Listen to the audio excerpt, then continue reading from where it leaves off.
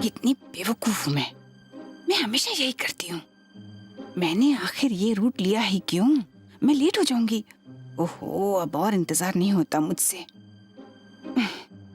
पैदल चलकर जाना होगा ना, उससे भी फायदा नहीं होने वाला।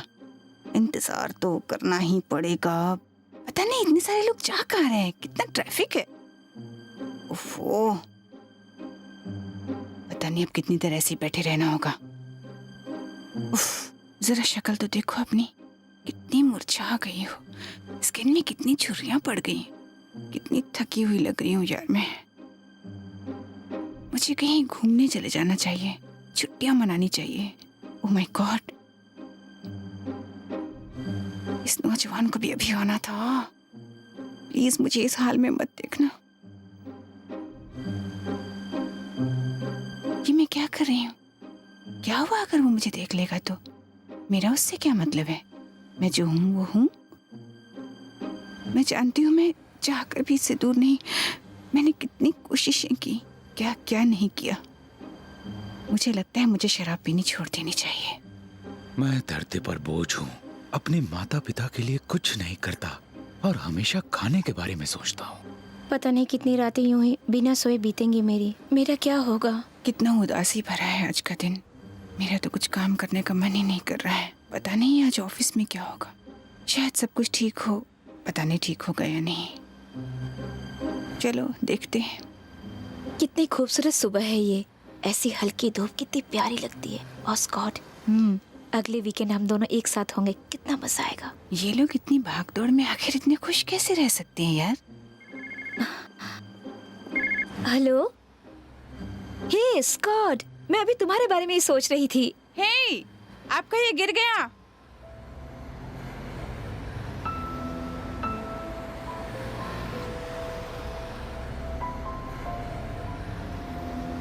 मैं बदलना चाहती हूँ।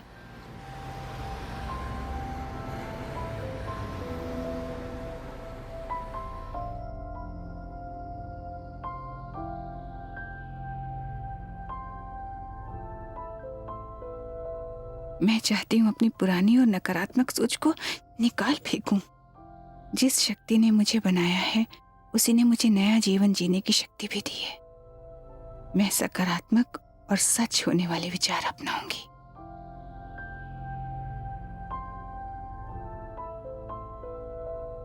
मैं एक नई शुरुआत करूंगी, यहीं अभी, इसी वक्त से।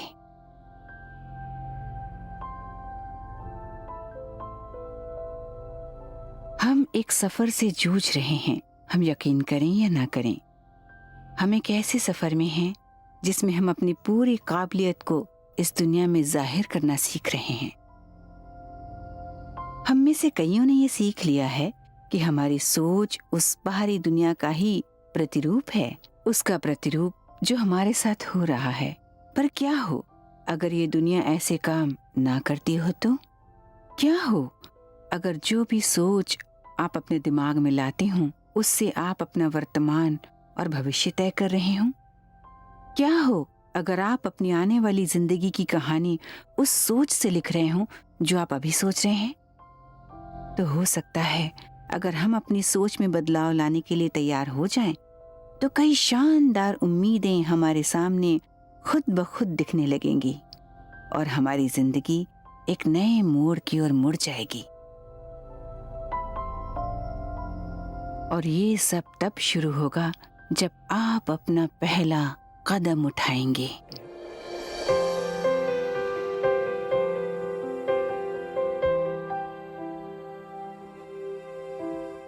हमारी हर सोच जो हम सोच रहे हैं, बोल रहे हैं, उससे हमारा आने वाला कल तय होता है।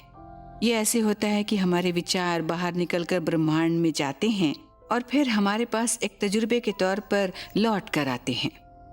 आप वही बनते हैं जो आप सोचते हैं, आप वो चाहें या ना चाहें।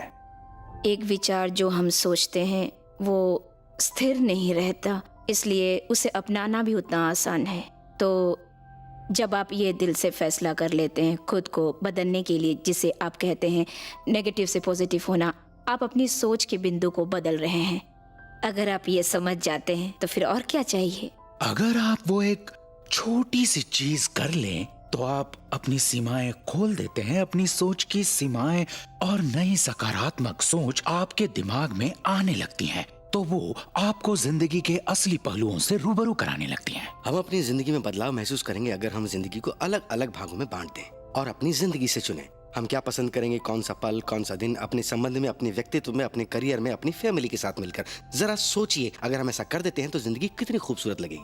हम हर वक्त सेल फोन पर बिजी रहते हैं, हम किसी को मैसेज भेजते हैं, कंप्यूटर के सामने रहते हैं, इंटरनेट के जरिए जुड़े रहते हैं, हम टीवी देखते हैं, लेकिन हम हर वक्त अपने से बाहर ही क्यों देखते हैं। हम लोग जरा भी अपने अंदर की ताकत को नहीं भांपते, क्योंकि हम हमेशा बाहर से ही मदद की उम्मीद करते हैं, जबकि वो ताकत हमारे अंदर ही मौजूद है।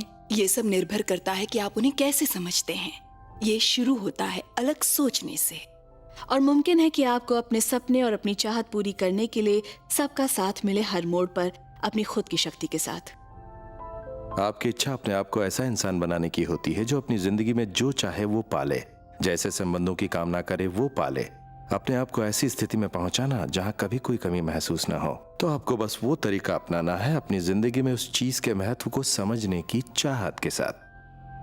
मैंने सबसे पहले ये काम किया था, मतलब अपनी दुनिया को दूसरे तरीके से देखना। मिसाल के तौर पर लुइस एलेहे की बुक को लीजिए, उनकी किताब का शुरू से ही मुझ पर बहुत असर पड़ा था। जब मुझे सबसे पहले पता चला वाह, जो मैं सोच रही थी वो वाकई कहीं ना कहीं मेरी जिंदगी पर असर डाल रहा है। हम ये अब जानते हैं कि हम अपने दिमाग में अपनी सोच और अपने विचारों का एक अलग पैटर्न बना सकते हैं, जो हमारे दिमाग में पहले से मौजूद पैटर्न को बदल देता है और अलग तरह से चमकता है। तो अब वो सिर्फ फूला हुआ मुलायम गुलाबी रंग का नहीं है, अब उसमें बायोकेमिकल, न्यूरोकेमिकल, न्यूरोफार्मोकेमिकल का असर है, जो उतने ही असरदार हैं, बल्कि मैं कहूंगी उससे ज्यादा असरदार हैं, जो हमारे दिमाग में पहले से होता है। तो लुइस हे, भूतपूर्व मॉडल, भूतपूर्व थेरेपिस्ट, ने ऐसी चीज खोज निकाली अपने अनुभव से, जिसकी विज्ञान ने पुष्टि दशकों बाद की। यहाँ पर कोई भी ऐसा शख्स नहीं है जो अपनी जिंदगी को संवार नहीं सकता। मैं हमेशा ये करती रही हूँ, पर मैं हमेशा यही कोशिश करती रहती हूँ कि मैं कैसे अपनी समझने की शक्ति बढ़ा सकती हूँ, क्योंकि जितना मैं समझूंगी कि ये जिंदगी कैसे काम करती है, हमारी सोच कैसे काम करती है, मेरी जिंदगी उतनी ही बेहतर होगी। मैंने अभी अभी अपने 80वें दशक में कदम रखा है और मेरे साथ कोई ना कोई खूबसूरत वाकया होता ही रहता है, और मैंने ये फैसला किया है कि ये दशक, आने वाला ये दशक मेरी जिंदगी का सबसे खूबसूरत दशक होगा।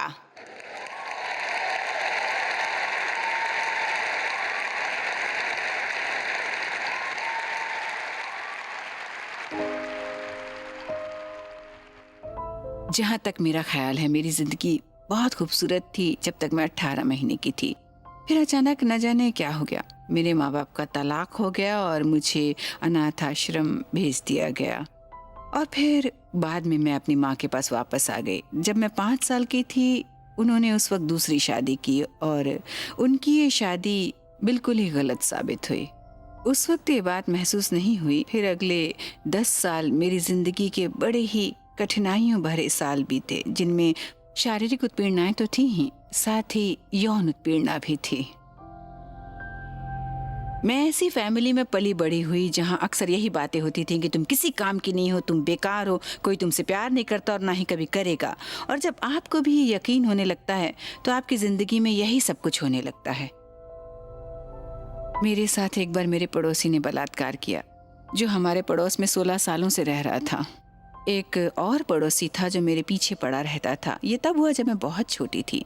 और फिर जब मैं थोड़ी बड़ी हुई तब मेरे सौतेले बाप ने मुझे मारना छोड़ दिया, क्योंकि वो मेरे साथ शारीरिक संबंध रखना चाहता था और वो कुछ ऐसा था जो मैं बर्दाश्त नहीं कर सकती थी। इसलिए मैंने घर छोड़ दिया 15 साल की उम्र में।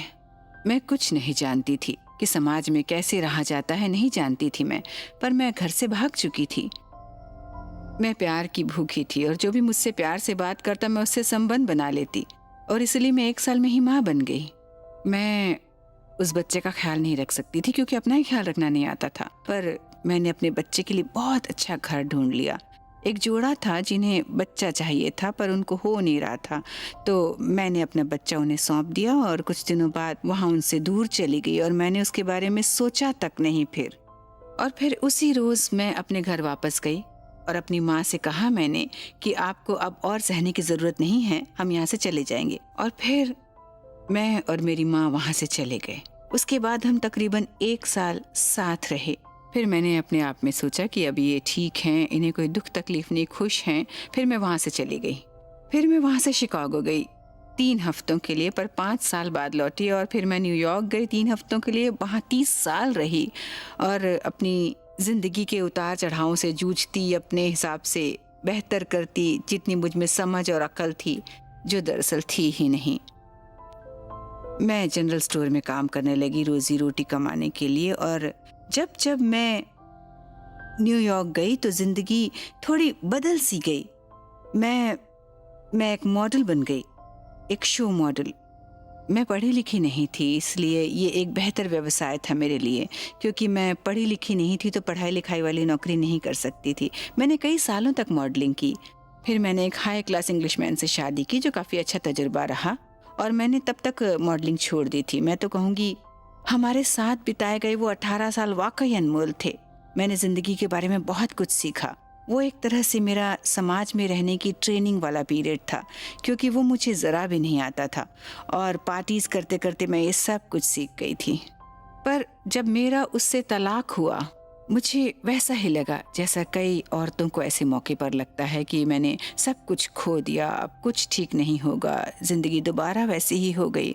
और इसके पूरे 5 साल बाद की बात है जब मुझे ये ग्रुप मिला जिसका नाम था चर्च ऑफ रिलीजियस साइंस, जहाँ मैंने सुना था अगर आप अपनी सोच बदल सकते हैं तो अपनी ज़िंदगी भी बदल सकते हैं। और वहीं से मेरी ज़िंदगी सही मायनों में बदलनी शुरू हो गई। हमारे यहाँ सभी प्रवक्ता हैं जो सभी आपसे एक ही बात कहेंगे, सचमुच, पर हम यहाँ उसे कुछ अलग तरीके से कहना चाहेंगे और हम चाहते हैं कि यहाँ हर कोई उसे अलग तरीके से ही सुने। जैसे मैंने कुछ कहा तो आप में से किसी को समझ आएगा और कोई कहेगा भाई ये क्या कह रही है, कोई अलग शख्स कुछ और कहेगा, 4-5 लोग कुछ और कहेंगे, 8-10 कुछ और कहेंगे, मगर अलग तरीके से समझेंगे। और आप लोग कहेंगे अरे भाई क्या बात है, क्या कमाल कहा इसने।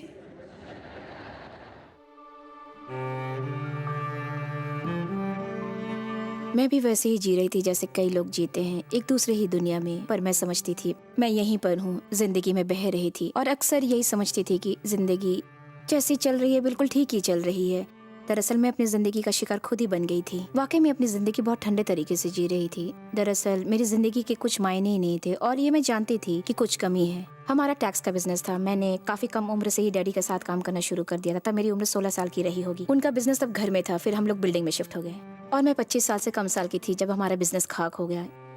एक सुबह मुझे एक कॉल आया। वो मेरी मम्मी ने कॉल किया था और उन्होंने बताया कि ऑफिस के बिल्डिंग में आग लग गई है। जब मैं वहाँ गई तो फायर ब्रिगेड थे, पुलिस थी और न्यूज रिपोर्टर्स की भीड़ जुटी हुई थी। जो भी चीजें मेरी जिंदगी में अहमियत रखती थी वो मेरे ऑफिस में थी। मेरा एक शानदार फ्रंट ऑफिस था जिसमें कांच लगा था और मैं उसमें से बाहर झांकती थी। जब मैं 12 साल की थी तब मुझे बॉस्टन लाया गया क्योंकि मुझे तकलीफ थी। मेरी स्पाइनल कॉर्ड पूरी तरह से खराब थी और मुझे याद है मैं उन डॉक्टर्स को देखकर सोच रही थी कि मैं भी एक दिन डॉक्टर या साइंटिस्ट बनूंगी। तो मैंने प्री मेड पास कर लिया छोटी ही उम्र में। तो उस दौरान मैं तकरीबन 17 घंटे एक दिन में सोने लगी। उन्होंने मुझे दवाई दी और दवाई के असर से मुझे सर दर्द रहने लगा। फिर उसके लिए और दवाई दी, इसलिए मुझे कुछ और करके अपना दिल बहलाना था। मैं वही बॉस्टन में एक बुक स्टोर में गई। मैंने शेल्फ में देखा और वहाँ एक किताब थी, you can heal your life, जो लुइस एल हे ने लिखी थी। और जानते हैं वो क्या कहते हैं, सकारात्मकता मेरे अंदर आने लगी। मैंने सोचा वाकई I can heal my life, जो सच्चाई थी। मैंने रिपीटेशन करना शुरू किया जैसे कि आप जिम में करते हैं, पर डंबल्स की जगह कुछ उठाती नहीं थी। मैं खुद से वैसे ही प्यार करने लगी जैसे कि मैं थी 10 बार। और 3 महीनों के बाद मेरी सोने की बीमारी खत्म हो गई और मैं मेडिकल स्कूल में फिर से जाने लगी, जो बेहद ही सुखद था। मुझे एक जमाने में खतरनाक माइग्रेन रहता था। महीने में 1 बार, कभी 2 बार मैं बॉस्टन के हॉस्पिटल में हफ्ता भर रहकर चेकअप करवाती रहती थी। 19 साल की उम्र में मैं अपना इंग्लिश पेपर लिख रही थी और ज्यादातर माइग्रेन के मरीजों की तरह मुझे ये जानना होता था कि क्या चीज है जो लोग मुझसे चाहते हैं। और मुझे कुछ पता नहीं चलता था। जब मैं लाइब्रेरी से बाहर आई, इस बात से बेखबर कि उस पेपर में मुझे ए कैसे मिलेगा, मैंने उस मौके पर सोचा मुझे खुद को कार के आगे धकेल देना चाहिए, ये ज्यादा आसान होगा। मैं 10 साल की उम्र तक अनाथाश्रम में था। मेरे घर के हालात कुछ इस तरह के थे कि मेरे पिता घर छोड़कर चले गए थे और मैं बड़े ही तनाव के हालात में पैदा हुआ था। मेरी माँ एक कैंडी शॉप में काम करती थी, जो बहुत मेहनत करने के बाद एक हफ्ते में सिर्फ $17 ही कमा पाती थी। मुझे याद है हमारे यहाँ एक लड़की आई थी, मार्था। उसे भी उसके घर वालों ने इसी वजह से छोड़ा था जिस वजह से मुझे। मैंने मार्था को देखा और मैं उसके पास जाकर उससे बातें करने लगा। वो रो रही थी, वो दुखी थी, उदास थी, और मैं उसे मनाने की कोशिश कर रहा था कि उसे दुखी होने की जरूरत नहीं है। मैं उससे कह रहा था कि ये तो कमाल की जगह है, यहाँ पर मम्मी पापा होते ही नहीं है, इसलिए आप कुछ भी कर सकती हैं, आजादी से रह सकती हैं, खूब मस्ती कर सकती हैं, आप जो चाहे कर सकती हैं। आपको बस अपने सोचने का नजरिया बदलना है। ये आपको आपके बुरे हालातों से, कम सुखी पलों से, दुखी जिंदगी में जैसे चमत्कारी बदलाव लाता है। आप जो चाहे कर सकते हैं। उस वक्त जब वो बिल्डिंग जल रही थी तो मैं ये नहीं सोच रही थी कि मेरे टेबल पर कौन कौन से काम का ढेर लगा हुआ था। मैं तो इसलिए खुश थी कि मेरे डैडी मेरे साथ थे। मैंने तो ऊपर वाले का शुक्रिया अदा किया कि उस वक्त बिल्डिंग में कोई नहीं था। मैं साथ ही साथ अपने ऑफिस के कुछ सामान को लेकर भी दुखी थी जो मैं खो चुकी थी। मैं अपनी जिंदगी में कुछ लोगों से ज्यादा अपनी कैलकुलेटिंग मशीन से जुड़ी हुई थी, क्योंकि दिन भर मैं उसी में काम करती थी। सबसे खास बात, जहाँ पर आपकी आत्मा वाकई आपसे जुड़ जाती है और महसूस कराती है। मुझे याद है जब मैं उस आग को देख रही थी जो सब कुछ तहस नहस कर रही थी, दिल के कोने से एक आवाज आती है, ये जो हो रहा है जो किसी वजह से हो रहा है। हो सकता है तुम्हें उस वक्त ये थोड़ा अजीब लगे, खतरनाक लगे, पर इससे वाकई एक अजीब सी चीज निकलेगी जिसे हम देखते रह जाएंगे। तो मैंने अपनी सभी भावनाएं, अपनी पॉजिटिव थिंकिंग उठाकर फेंक दी, क्योंकि अब देखा जाए तो सही मायनों में सामान्य महसूस होने लगा था। कुछ साल तो ऐसा ही चला, पर अचानक सब कुछ बदल गया। पता नहीं क्यों उस वक्त मैं अपनी पीएचडी कर रही थी, फिर मैं डिस्क वगैरह जाने लगी और इंटेलेक्चुअल चीजों में मेरा मन नहीं लगता था, और एक न्यूरोसर्जन को ऐसा नहीं होना चाहिए था। इसलिए मैंने चुनी साइकेट्री, क्योंकि मुझे वही करनी थी और वो हो गया। पर एक बात ध्यान देने वाली है, ये सब होने के बाद मुझ में आध्यात्मिकता पनपने लगी। तो मैं अपने रूम वापस गई और मैंने अपने मॉम डैड को फोन किया। मैंने कहा मुझे यहाँ ठीक नहीं लग रहा, कुछ नहीं हो रहा। तो मेरे डैड ने कहा तो छोड़ दो, तुम घर वापस आ जाओ। और मैंने अपना दिमाग बदल दिया, और उस मौके पर मेरी सोच ही मेरे काम आई।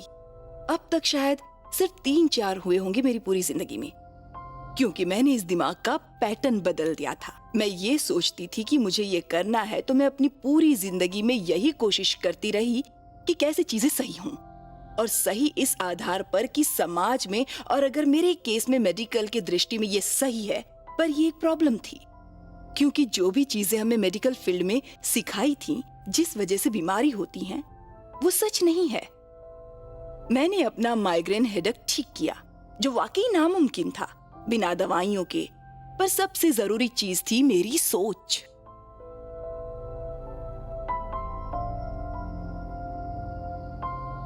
कुछ लोगों को लगता है कि बदलाव एकदम झटके जैसा होता है, वैसा ही जैसा ठंडे पानी में डुबकी लगाना। पर अगर आप अपने आप को ढीला छोड़ दें उस ताकत के हवाले, तो आप बिना किसी परेशानी के पार हो जाएंगे। मेरे साथ अच्छा नहीं हो सकता, मैं हमेशा थकी हुई रहती हूँ, मैं कभी जीत नहीं सकती, मैं खुश नहीं रह सकती, कभी नहीं, कभी नहीं। आप अपना सफर कभी भी शुरू कर सकते हैं, जब भी आप चाहें। और हो सकता है आप अपना सफर किसी महल से शुरू कर रहे हों या किसी झोपड़ी से, पर शुरुआत आप कहीं से भी करें, बुद्धिमत्ता और ज्ञान के दरवाजे हमेशा खुले रहते हैं। और पहला कदम उठाते समय ये सोचना है कि इस दुनिया में कुछ भी नामुमकिन नहीं है। मैं ये कर सकती हूँ, हाँ मैं ये कर सकती हूँ।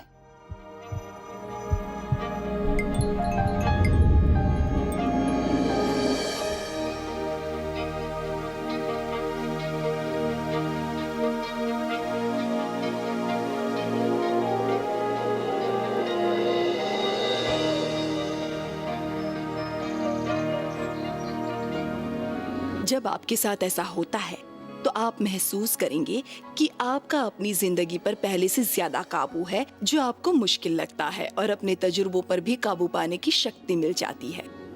एक ऐसी भावना आपके अंदर जगती है जो इतनी मीठी होती है, इतनी रस भरी होती है कि आप अपनी सोच का तरीका ही बदल देते हैं।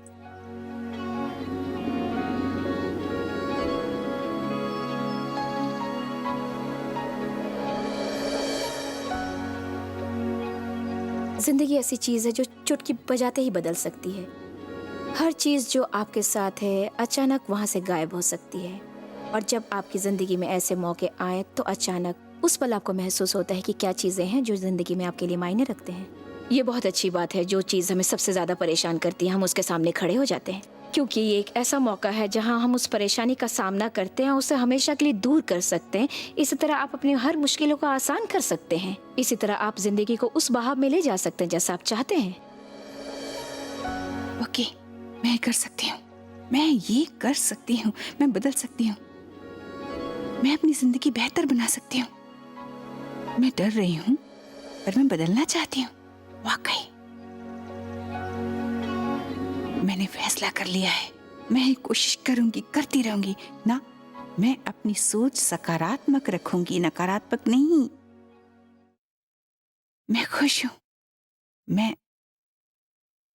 मैं बहुत खुश हूं। मैं ओह ओह, ये इतना आसान नहीं होगा। ब्रह्मांड आपके शब्दों का जवाब नहीं देता, पर आपके शब्द आप जो महसूस करते हैं वो बताते हैं, और आप जो महसूस करते हैं वो उसका नतीजा है जो तरंगे आपसे निकलती हैं, और तरंगे जो आपसे निकलती है वो आपके खिंचाव बिंदु के समान है।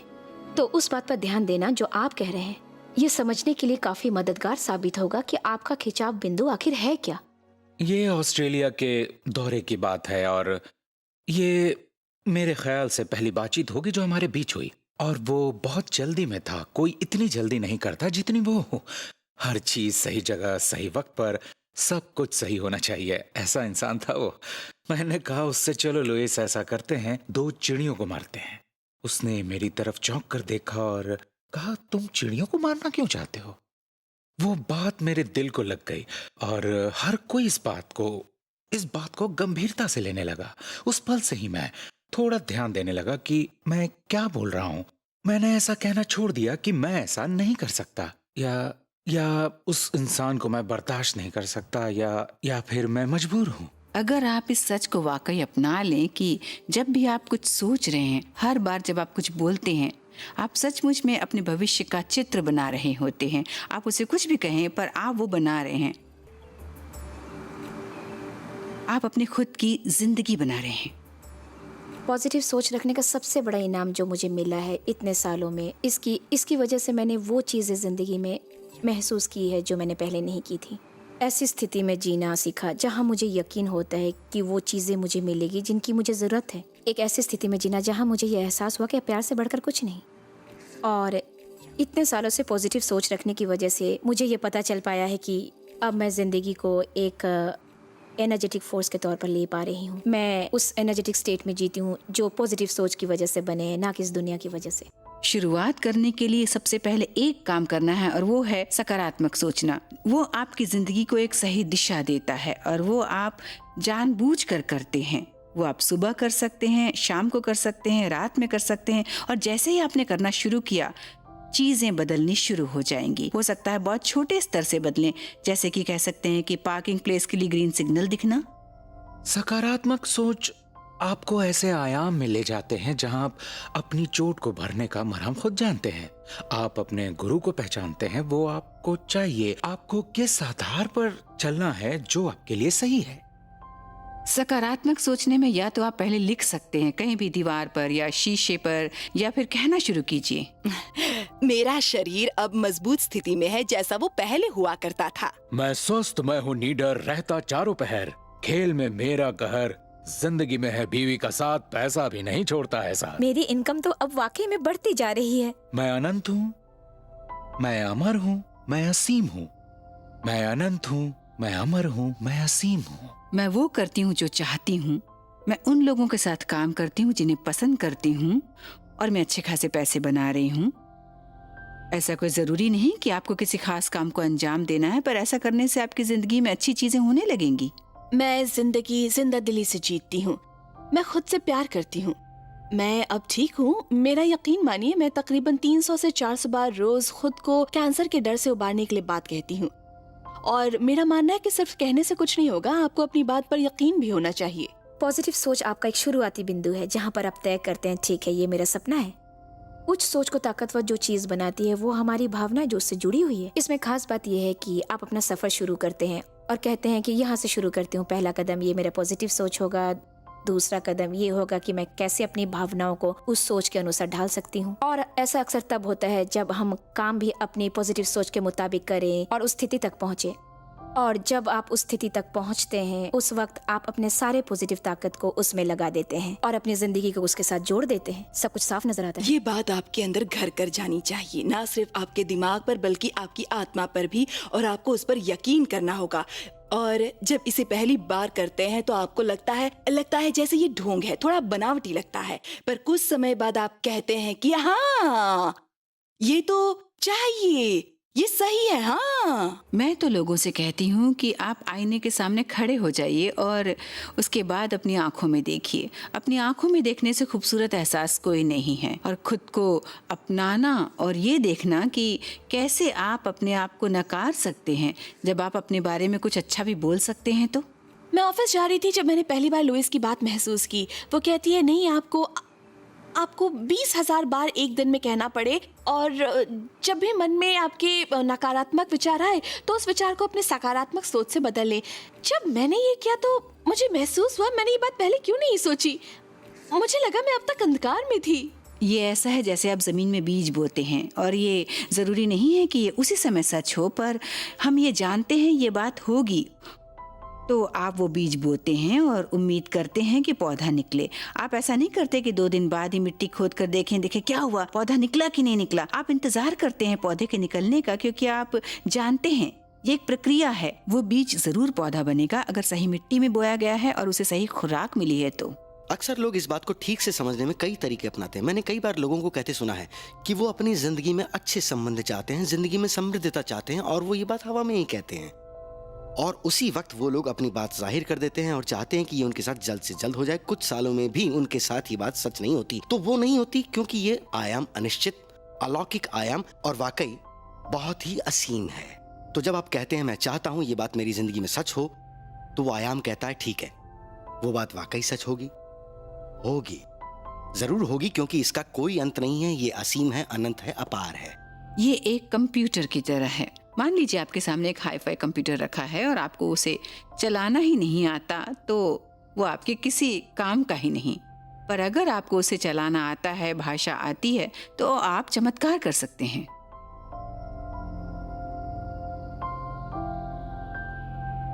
जब मैंने नौकरी छोड़ी तब ये बात तकरीबन शुरुआती 90 दशक की होगी। तब मैं नॉर्दर्न मैक्सिको के हाई डेजर्ट में था। मैं वहीं रहता था। दुनिया की खूबसूरत जगहों में से एक है। उसी दौरान वहाँ साउथ वेस्ट अमेरिका के रेगिस्तान में इतिहास का सबसे खतरनाक सूखा पड़ा था। तभी मेरे एक दोस्त ने मुझे फ़ोन किया। उसने कहा, ग्रेग क्या तुम मेरे साथ चलना चाहोगे?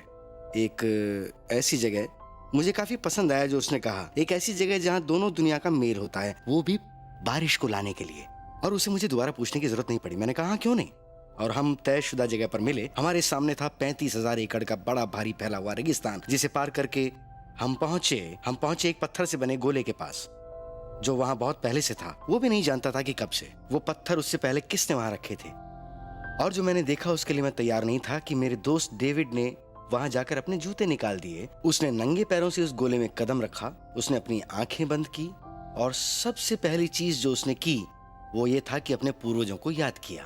उसने जोर से कहा, ऐ मेरे सभी पूर्वजों, पितरों, मुझे आपका साथ चाहिए। फिर 20 सेकंड बाद उसने मेरी तरफ देखा और कहा, मुझे भूख लगी है, मुझे अब कुछ खाने के लिए चाहिए। मैंने कहा हाँ ठीक है, पर मैंने कहा तुम तो यहाँ बारिश मांगने आए थे।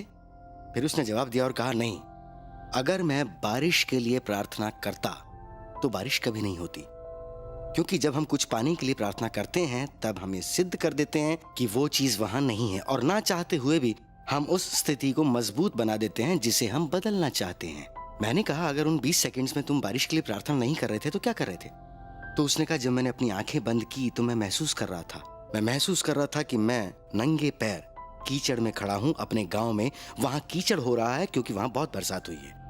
और उसने ये भी कहा कि मैं खुशबू ले रहा था भीनी मिट्टी की, वो खुशबू जो हमारे गांव में तेज बरसात होने से हवा में फैली है। और मैंने वो महसूस किया कि मुझे कैसा महसूस होगा जब मैं इतने बड़े बड़े मक्के के खेतों से दौड़ूंगा, उन बड़े बड़े मक्के के खेतों से जो बारिश की वजह से हरे भरे हैं। मैंने अपनी खुशी जाहिर की और धन्यवाद कहा उस बारिश को जो हो चुकी थी। जब आप अपनी पॉजिटिव सोच को बोलते हैं, पहली बार ऐसा करने से हो सकता है आप उससे जुड़ ना पाए, पर वक्त के साथ जब आप ऐसा करते हैं तो आप उसे अपनाने लगते हैं। और बेशक ऐसे कई लोग हैं जो अपनी सोच को बोलते हैं पर उसे वापस नहीं लौटा पाते हैं जैसा वो बोलते हैं, क्योंकि वो शब्दों को ही अपनी आत्मा की आवाज़ समझ बैठते हैं। पर ब्रह्मांड आपके शब्दों का जवाब नहीं देता, वो आपके तरंगों का उत्तर देता है। और जहां तक मैं समझ पाई हूं, आपकी भावनाएं आपकी तरंगों को तय करती है। सकारात्मक सोच और फैल जाती है जब आप इन्हें अपने सपनों के दौरान करें, क्योंकि उस वक्त मेरा मानना है आपका अहम सो रहा होता है, तर्क संगत दिमाग आराम कर रहा होता है। इसीलिए उस वक्त आपके पास एक खास मौका होता है अपने भविष्य को तय करने का, अपने दिमाग को प्रोग्राम करने का। इन सकारात्मक सोच से हमारे सपने हमारा द्वंद्व दूर करते हैं, हमारी चेतना और अचेतना के बीच, और वो हमारे मूड को भी नियंत्रित करते हैं। पर जरा सोचिए, जब हम सोने जाएं इस विश्वास के साथ कि सब हमेशा ठीक रहेंगे, हम सुरक्षित हैं और हर चीज सही वक्त पर होगी जब उसे वाकई होना चाहिए। और मुझे लगता है आप लोग भी सोचें तो आपके लिए मददगार साबित होगा। ये सोचिए कि जिस दशक में आप अभी इस वक्त हैं वो आपकी जिंदगी का सबसे बेहतरीन दशक होने वाला है। अगर मैं ये कर सकती हूँ तो आप भी कर सकते हैं। मैंने हाई स्कूल में पढ़ाई छोड़ दी थी, फिर मैंने कभी कुछ नहीं पढ़ा। अचानक मैं इस आइडिया से इतनी प्रभावित हुई कि अगर मैं अपनी सोच बदल सकती हूँ तो अपनी जिंदगी भी बदल सकती हूँ। इसलिए मैंने पढ़ाई शुरू कर दी। फिर मैं खुद को रोक नहीं पाई। मैंने बहुत सी क्लासेस ली, बहुत सी किताबें पढ़ी सभी प्रकार की, ताकि मैं इसे समझ पाऊँ ये काम कैसे करता है। और फिर 3 साल बाद मैं चर्च में जिसे कहते हैं लाइसेंस प्रैक्टिशनर, वो बनने के योग्य हो गई, जिससे मुझे ये मौका मिला कि मैं लोगों से आमने सामने बातचीत कर सकूं। और यही वो वक्त था जब ये बदलाव वाकई शुरू होने लगा था, क्योंकि तब मैंने दूसरों को सिखाना शुरू कर दिया था कि ये कैसे काम करता है और कैसे वो अपनी सोच बदलकर अपनी जिंदगी बदल सकते हैं। लोग मेरे साथ काम करके अच्छे परिणाम पा रहे थे। फिर मैंने क्लासेस लेनी शुरू कर दी और उसका परिणाम तो और भी बेहतर निकला। फिर मैंने तकरीबन 350 लोगों को लेकर वीकेंड वर्कशॉप शुरू की। एक खास बात जो मैं लोगों में परखने लगी थी कि वो क्या कहते हैं, कैसे कहते हैं और उनके शरीर में क्या गलत बात है। फिर मैंने सब चीज़ों को इकट्ठा किया और अपने दिमाग को पूरी तरह से तैयार किया वो सुनने के लिए जो लोगों ने कहा था। मैंने उन सब की एक सूची बनाई अपने तरीके से और लोगों की राय से। उसे मैंने अल्फ़ाबेटिकल ऑर्डर से लिखा था ताकि लोग अपनी मुसीबत बताएं तो मैं उसके बारे में बता सकूं। मैंने ये क्लास में अपनी एक फ्रेंड को दिखाया तो वो बोली, ओह ये तो बहुत अच्छी बातें हैं, क्यों ना तुम इससे एक किताब तैयार करो। मैंने कहा, ओह वाकई एक किताब। तो मेरी पहली किताब आई थी 1976 में, जिसका नाम था हील योर बॉडी। वो थी शरीर में होने वाली तकलीफों की दिमागी वजह, उसके बारे में, और उन्हें कैसे सही किया जा सकता है उसके बारे में। मुझे पूरा यकीन था कि बड़े बड़े पब्लिशर्स मेरी किताब को छापने में जरा भी दिलचस्पी नहीं दिखाने वाले, और अगर दिखाएंगे भी तो वो जरूर उसमें कुछ चेंज लाना चाहेंगे, क्योंकि मेरा आइडिया उस दौर के लिए बहुत ही स्वच्छंद था कि आपकी सोच आपकी जिंदगी बदल सकती है। और मैं ये बात उसी तरह लोगों से कहना चाहती थी जैसा मैं कह रही हूँ, एक शब्द भी इधर उधर नहीं, क्योंकि मुझे पता था मैं क्या कर रही थी। इसलिए मैंने वो किताब खुद प्रिंट की। मैंने चर्च के प्रिंटर से ये प्रिंट करवाई क्योंकि मुझे पता नहीं था और कहाँ जाना चाहिए, और ये किताब 12 पन्नों को जोड़कर बनी थी। और मुझे याद है जब मैं इसे पहली बार अपने टीचर के पास ले गई, दिखाया उन्हें, तो उन्होंने कहा, ओ लुइस ये तो बहुत अच्छी किताब तुमने छापी है, अच्छा काम किया। कितनी कॉपीज छापी? 200? मैंने जवाब दिया, नहीं, 5,000। उन्होंने कहा, दिमाग ठीक है तुम्हारा, तुम कभी नहीं बेच पाओगी। पर 2 साल बाद मैंने कर दिखाया, सारी बेच दी। मैंने कई कॉपीज अपने इलाके के चर्चेज में बांटी जहां मैं जाया करती थी, और मैंने ऑर्डर फॉर्म भी भेजे साथ, और कईयों ने वो ऑर्डर्स भी दिए। तो इस तरह ये थी मेरी पहली किताब। जब मैंने वो किताब देखी तो मुझे नहीं लगा वो मुझ पर काम करेगी, पर जब मैं घर आई और फैसला किया कि उसे अपनाऊंगी, उस वक्त मेरा फाइब्रोमायोल्जिया का इलाज चल रहा था। मैं हमेशा थकी रहती थी। मेरा खुद का बिजनेस था, पर मेरी एनर्जी इतनी कम रहती थी कि मैं हफ्ते में सिर्फ 20 घंटे ही काम कर पाती थी, और मैं अपने बच्चों की तरफ ध्यान नहीं दे पा रही थी, ना ही अपनी जिम्मेदारियों की तरफ। फिर मैंने उसमें लिखी सकारात्मक बातों पर ध्यान दिया। मेरे शरीर में अब अपनी पूरी एनर्जी थी जितनी उसमें होनी चाहिए। मैं ये फर्क सिर्फ एक ही हफ्ते में महसूस करने लगी थी। मैं हमेशा ये कहती थी, और मैं वो आईने वाली प्रक्रिया करने लगी। मैं आईने के सामने जाती थी, शब्द मेरे गले में अटकते थे, पर फिर भी मैं आईने में देखकर खुद से कहती थी, मैं तुमसे प्यार करती हूँ जैकी, तुम जैसी भी हो बहुत अच्छी हो।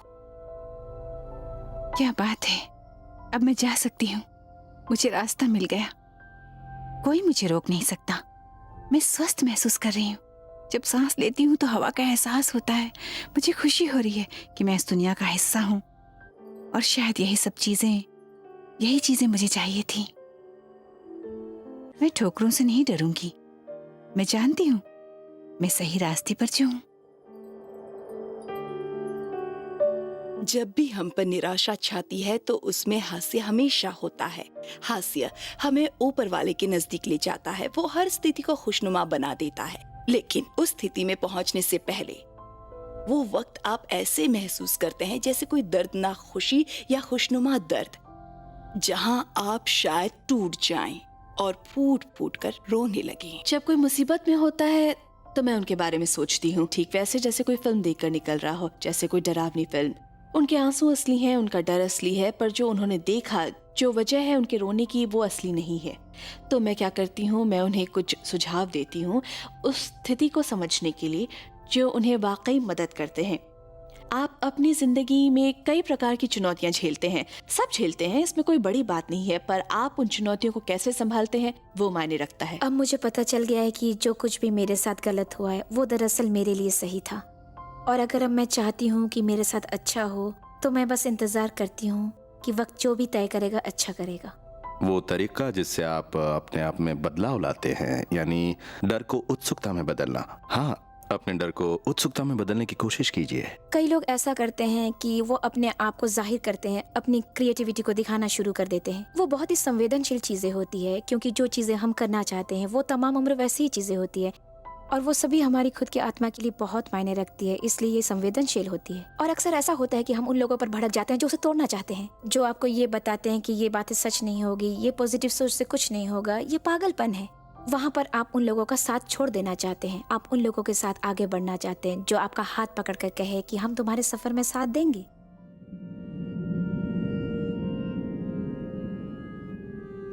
बदलाव का पहला कदम है जागरूकता।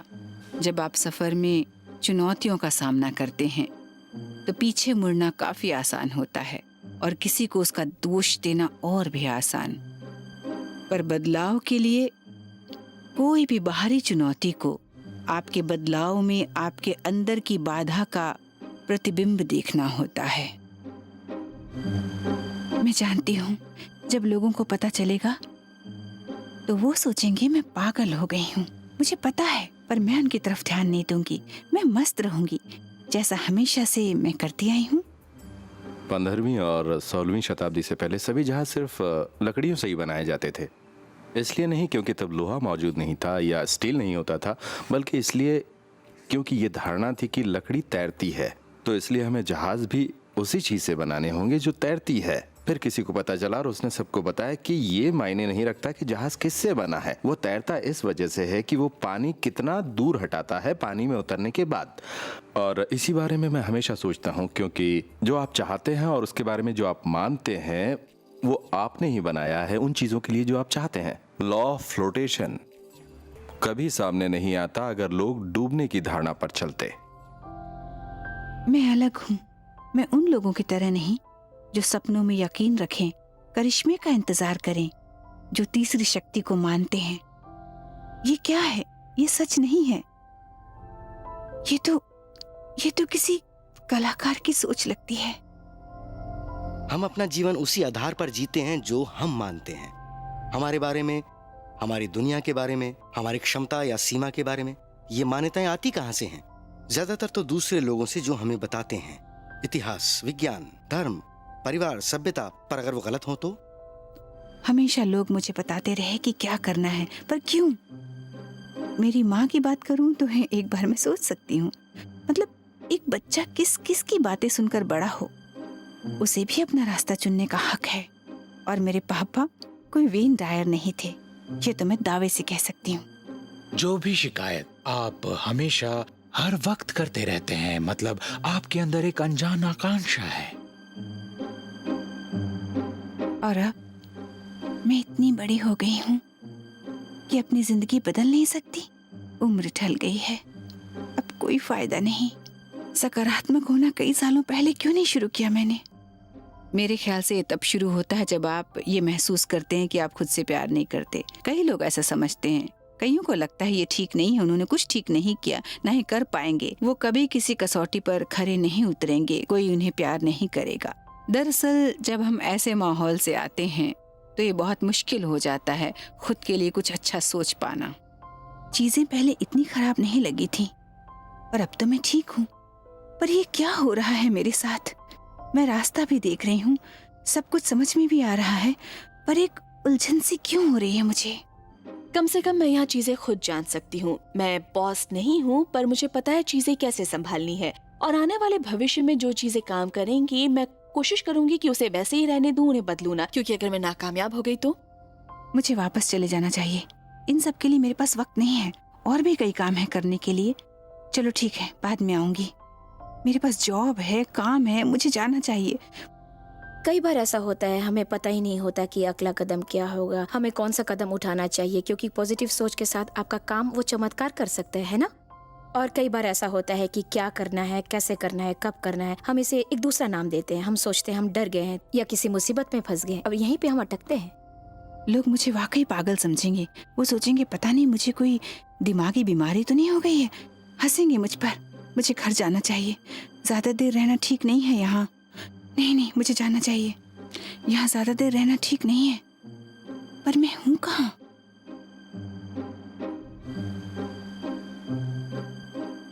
हम शुरू से ही उन चीजों के बारे में सोचते हैं जो हमें जिंदगी में नहीं चाहिए और जिनसे हम डरते हैं। हम सुबह उठते हैं, सुबह 6 बजे की न्यूज सुनते हैं, फिर अपना दिन देखते हैं और सोचते हैं, कहते हैं ओ आज मेरे साथ ऐसा ना हो, कहीं वो मुझे ना मिल जाए। जहां से हम ऐसा महसूस करना शुरू करते हैं जो हमें नहीं चाहिए, बजाय उन चीजों के बारे में सोच के जो हमें चाहिए। अगर आप ये याद कर ले कि कभी भी आपको कुछ उलझन महसूस हो रही हो, बस आप वहीं रुक जाए जहां हैं, और ये कबूल करे कि आपको बस अपने अंदर अच्छी भावनाएं लानी है। ये सुकून का एहसास ही आपकी सभी परेशानियों को झट से दूर कर देगा। मेरा एक क्लाइंट जो दूसरे स्टेट में रहता है, उसने मुझे एक दिन कॉल किया। वो उस दिन बहुत बहुत दुखी था। मैंने उससे पूछा, अपनी रोजमर्रा के काम करते हुए क्या उसने कभी ऐसा महसूस किया है कि वो कुछ करे जो किसी और के लिए बहुत फायदेमंद हो? और उसने इसके बारे में बहुत देर तक सोचा और कहा, एक वृद्ध महिला है जो मेरे अपार्टमेंट के ठीक नीचे रहती है। आज जब मैं घर लौटा तो मैंने देखा कि उसके अपार्टमेंट के आगे का एरिया गंदा पड़ा है और वहां सफाई की जरूरत है। तो मैंने कहा ठीक है, उसकी डोरबेल मत बजाना, बस चुपचाप अपना झाड़ू ले जाओ। और मैं उसके साथ फोन पर ही था। मैंने कहा नीचे जाओ झाड़ू लेकर और वो जगह साफ कर दो, मैं इंतजार कर रहा हूं। तो वो गया सिर्फ 15-20 मिनट के लिए, और जब वो लौटा तो वो कोई और ही शख्स था। उसने एक ऐसी चीज को अंजाम मानो दिया था, वो खुद से बाहर आकर दूसरों की मदद करता है, जिससे एक सकारात्मक शक्ति का संचार होता है। और वो वाकई एक आला इंसान बन चुका था। मैं उसकी आवाज से महसूस कर रहा था।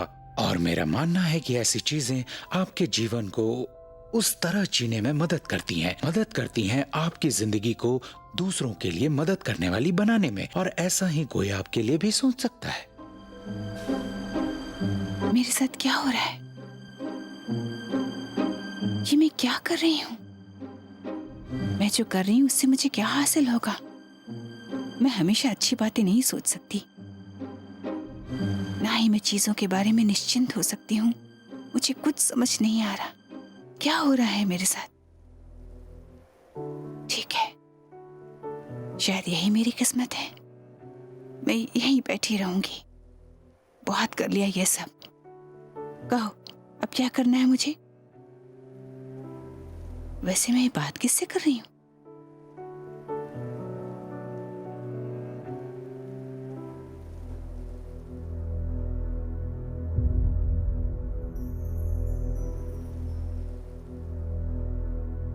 मेरा कैंसर का इलाज हुआ है। वो वजाइनल कैंसर था। अगर आप मेरा बचपन देखेंगे, वो सारे बलात्कार, वो बचपन में किए गए शोषण, आप ये महसूस करेंगे कि इसकी एक मानसिक वजह थी, और वो थी मेरे अंदर बसा गहरा गुस्सा, जिसने मुझे अंदर ही अंदर खोखला कर दिया था। तो बताइए कैंसर क्यों ना होता। मुझे याद है मैं बहुत डर गई थी, शायद सभी डरते। तो मैंने अपने टीचर को फ़ोन किया और कहा, एरिक ये कह रहे हैं मुझे कैंसर है। उन्होंने मुझे कहा कि किसने कहा? मैंने कहा डॉक्टर्स ने। उन्होंने कहा लुइस, तुमने आज तक जो कुछ भी किया है उसके बाद तुम कैंसर से तो नहीं मर सकती। यही वक्त है सकारात्मक दृष्टिकोण अपनाने का। और मैं उस पर अडिग रही, और वही मेरे लिए जीवन रेखा साबित हुई। मैंने कई ऐसी चीज़ें की जो पहले कभी नहीं की थी, जैसे जंक फूड से न्यूट्रिशियस फूड पर आ गई, जो मैंने पहले कभी सोचा भी नहीं था। अपने शरीर से जहर निकालने के साथ साथ अपने दिमाग से भी जहर निकाल रही थी मैं। और मैं नियम अनुसार ऐसे कई काम करने लगी, और मैं खुद से कहती थी कि तुम्हें एक मौका मिला है उस चीज को करने का जो तुम पढ़ा रही हो। तुम लोगों को कहती हो वो किसी भी मर्ज से उबर सकते हैं अगर वो चाहें तो, और अब तुम्हारी बारी है। मुझे याद है जब थेरेपिस्ट के साथ मैं चीखती थी, चिल्लाती थी, अपना गुस्सा निकालती थी, पर मेरे हिसाब से सबसे जरूरी काम जो उस वक्त मैंने किया वो था माफ करना।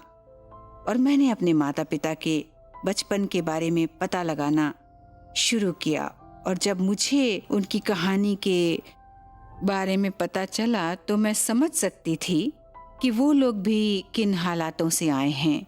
उनकी भी कुछ कुछ कहानियां थीं, मजबूरियां थीं, दोनों की ही। और वो कैसे फिर एक बच्चे के साथ व्यवहार करना जान पाते जब उन्हें सही माहौल नहीं मिला। तो जैसे ही मैंने ये माफ़ करने की प्रक्रिया शुरू की और इलाज भी चल रहा था, सही खाना खाना और भी बहुत कुछ, तो 6 महीने के अंदर मुझे डॉक्टर से भी सहमति मिल गई, जो मुझे पहले से पता थी मेरे दिल के अंदर कि मुझे अब कैंसर नहीं है। और जब ये हुआ तो मैं जानती थी कि कुछ भी ठीक हो सकता है। मैं जानती थी क्योंकि ये मैंने खुद के साथ किया। बाकी सभी चीज़ों ने भी मदद की, मैं मानती हूँ, पर मैं जानती हूँ कि मैंने जो सकारात्मक सोच रखी उसने मेरे अंदर एक अटूट विश्वास जगा दिया। और जब आपको अटूट विश्वास होता है आप कुछ भी कर सकते हैं। मेरे शरीर में भी एक बीमारी थी जिसका इलाज हो रहा था। मेरे डॉक्टर ने कहा आपके पेट में ट्यूमर बढ़ रहा है जो कैंसर का रूप ले सकता है। और मैंने माना, अपने मेडिकल सिस्टम पर भरोसा किया, क्योंकि यही हमारी परंपरा है, यही हमें सिखाया गया है। लेकिन एक हिस्सा मेरे अंदर था जो कह रहा था कि नहीं, मुझे अपने तरीके से जाना चाहिए और मैं डॉक्टर की सलाह सिर्फ खुद पर नजर रखने के लिए लूंगा। तो ये मेरे लिए एक मौका था वो सब अनुभव करने का जो आज तक मैंने सीखा था। और बजाय इस बारे में सोचने के कि मेरे शरीर में कुछ ऐसा है जो नहीं होना चाहिए, मैंने ये सोचना शुरू किया कि मेरा शरीर स्वस्थ है, मजबूत है, तंदुरुस्त है, ना कि ये सोचने में कि मैं उसमें कुछ बदलाव लाऊं। हालांकि अपने परिवार और दोस्तों के कहने पर मैंने डॉक्टर से भी इलाज करना स्वीकार कर लिया। मुझे याद है कि मैं ऑपरेशन थिएटर में दाखिल हुआ, मेरे साथ उन्होंने कुछ किया, और जब मैं उठा तो याद है मुझे डॉक्टर्स ने क्या कहा, तुम यहाँ क्या कर रहे हो, तुम तो ठीक हो। और मैंने जो अमल किया, वो अभ्यास, वो नियम मैंने जिंदगी में आधी दुनिया घूमकर सीखे थे, और जो मैंने अपनी जिंदगी में इस्तेमाल किए वो उन पलों में वाकई असरदार थे। मेरे पास फोटोग्राफ्स हैं जिनमें साफ दिखता है कि मेरे शरीर में कुछ भी नहीं था, और उन्होंने मुझे बेहोश किया था, और उन्होंने मेरे शरीर की छानबीन की। इसी वजह से ये बात मैं दावे से कह सकता हूँ, किसी को भी देखकर, चाहे वो साइंटिस्ट हो या कोई भी ऑडियंस मेंबर, मैं उनकी आंखों में देखकर पूरे दावे से कह सकता हूँ कि ये सच है, क्योंकि ये मैंने खुद महसूस किया है कि एक शक्ति है आपके खुद के शरीर के अंदर। बुजुर्गों की माने तो ये ब्रह्मांड में सबसे शक्तिशाली है। 20वीं सदी के शुरुआत में फिलॉसफर नेवल ने कहा था, इंसानी शरीर के अंदर एक ऐसी शक्ति मौजूद है जिसका सामना पृथ्वी पर मौजूद कोई भी शक्ति नहीं कर सकती। मैंने कैंसर पर बहुत बड़ी रिसर्च की थी। मैं जानना चाहती थी कि आज तक किसने कैंसर को मात दी है और उन सब में क्या बात समान थी। इसलिए मैंने बहुत सी किताबें पढ़ी और मैंने ये पाया कि एक खास बात जो सब में थी, भले ही उन्होंने कोई भी ट्रीटमेंट चुना हो, वो ठीक हुए थे क्योंकि उन्होंने अपने सोचने का ढंग बदल दिया था।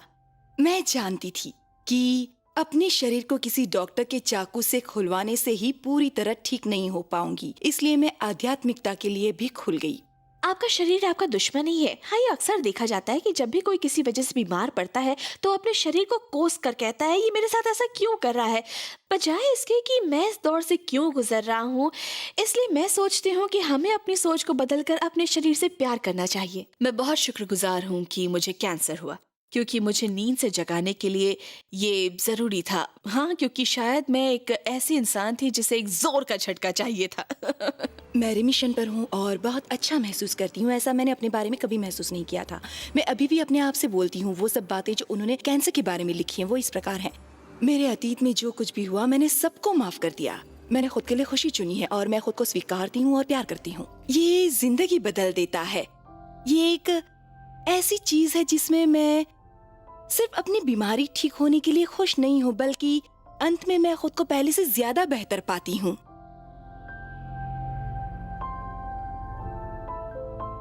एक बहुत ही मजेदार बात होती है जब कोई अचानक बहुत सी सोचें सकारात्मक बना देता है, अपने सोचने का तरीका ही बदल देता है। वो अपने शरीर में एक संतुलन पाते हैं। हम जानते हैं जब कोई अपने दिल से सोचता है, जैसे उदाहरण के तौर पर एक पपी एक लड़की की गोद में सो रहा हो, आपका DHEA लेवल बढ़ जाता है, जिसका मतलब आपके हार्मोन संतुलित हो रहे हैं। पर एक और चीज वो सबसे महत्वपूर्ण है, वो भी होती है, और वो है दिल की धड़कन।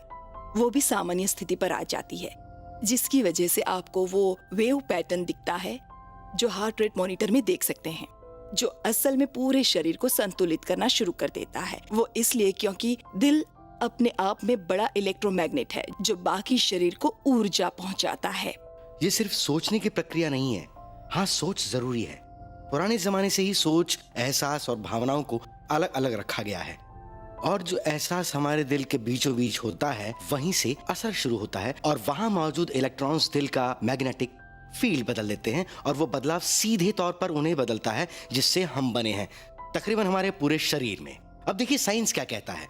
अगर आप एक फील्ड चेंज करते हैं तो जो एटम अंदर मौजूद होते हैं वो बदलते हैं। हम उन्हीं एटम्स से बने हैं, तो हमारे अंदर, हमारे दिल के अंदर एहसास है, एक अच्छा एहसास जो उन सब चीजों से जुड़ा है जिससे हम बने हैं। इसलिए हम साफ तौर पर अपने शारीरिक दुखों से निजात पाते हैं, जिसे हम एक चमत्कार का नाम देते हैं। तो ये एक सोच, आप यूं कहें आत्मिक आराम की स्थिति, आपको खुशनुमा बना देती है। अगर आप इसके परिणाम देखेंगे तो स्ट्रेस हार्मोन्स में कमी, ब्लड शुगर का सामान्य होना, ब्लड प्रेशर सामान्य हो जाना, और हर नाजुक मांसपेशियों में आराम, जिसे आप कह सकते हैं एक संतुलन है पैरासिम्पैथेटिक और सिंपैथेटिक नर्वस सिस्टम का। पैरासिम्पैथेटिक एक ब्रेक की तरह है और सिंपैथेटिक गैस की। और इस समाज में कई लोगों के अंदर गैस ज्यादा होती है और साथ में सांसें भी कुछ इस तरह चलती हैं। अगर वो दोनों संतुलित होंगी तो आप लंबे समय तक ज्यादा अच्छे से काम कर सकते हैं, क्योंकि आपके अंदर ये खूबसूरत यिंग यांग संतुलन बन जाता है। संगीत में माना जाता है कि शरीर में 7 ऊर्जा स्रोत होते हैं, 7 चक्र सिस्टम होते हैं जिससे वो काम करते हैं। वो कहते हैं ऊपर के 3 चक्र को मानते हैं सच, तर्क या प्रक्रिया। इसलिए जब हम किसी के बारे में सोचते हैं तो उसके दिमाग में तस्वीर बनाते हैं, जैसे एक परफेक्ट रिलेशनशिप का या 2 देशों के बीच शांति। हम इनको अपनी जिंदगी में तभी ढाल सकते हैं जब हम सांस फूंकें। भावनाओं की शक्ति की, उन विचारों में भावनाएं आती हैं नीचे के 3 बिंदुओं से जो सृजनात्मक केंद्र होते हैं हमारे शरीर के। जब हम भावनाओं की ताकत की सांस लेते हैं तो ठीक उसी वक्त उस विचार को देखते हैं जीवंत, और वो दोनों ऊर्जा मिलती है एक बिंदु पर, और वो कहीं और नहीं, ठीक हमारे दिल के पास होता है। आप इन किताबों को चाहे पीछे से देखें वैसे इससे कोई फर्क नहीं पड़ेगा, फिर भी आप उन्हें खोलें तो आप पाएंगे कि उन्होंने कई टिप्स दी हैं ऑब्सेसिव कंपल्सिव पर्सनालिटी डिसऑर्डर के, या आप कह लें सेल्फिशनेस, आर्टिस्टिक पर्सनालिटी के, जिससे आज हर इंसान जूझ रहा है। उनके लिए लिखा है कि मैं जैसा भी हूँ अपने आप से प्यार करता हूँ। जब मैं PhD कर रही थी, जब मैं साइकाइट्रिस्ट बन चुकी थी, मैं साइकाइट्रिस्ट की प्रैक्टिस कर रही थी इंट्यूशन के क्षेत्र में, मैंने बायोकेमिस्ट्री सीखी कि कैसे कोई अपनी सोच का जाल दोबारा बुनता है। जो पहले सोचता था मुझे तो बीमारियां होती रहती हैं, मैं अपने आप से बहुत प्यार करता हूँ, मैं बहुत प्यारा हूँ। इसलिए मैं तहे दिल से शुक्रगुजार हूँ लुइस एल हे की, जो उन्होंने मेरे साथ किया। उन्होंने मुझे नींद से जगाया और वाकई में उन्होंने जो किया उससे मेरी जिंदगी में एक नया जोश और एक क्रांति आ गई।